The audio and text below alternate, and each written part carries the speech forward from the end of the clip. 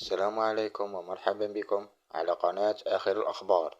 إن كنت من المشاهدين الجدد، لا تنسى الاشتراك بالقناة وتفعيل زر الجرس ليصلك كل جديد. شكرا.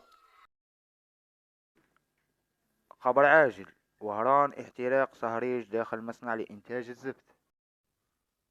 تدخلت مصالح الحماية المدنية اليوم الأحد على الساعة 10:50 من أجل إخماد حريق شب بصهريج يحتوي على مادة الزفت داخل مصنع لإنتاج البيتوم بمنطقة النشاطات ببلدية الكرمة ودائرة ثانية.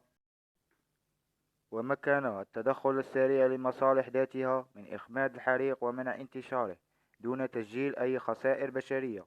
وسخرت مصالح الحماية المدنية لهذا التدخل 5 شاحنات إطفاء وسيارة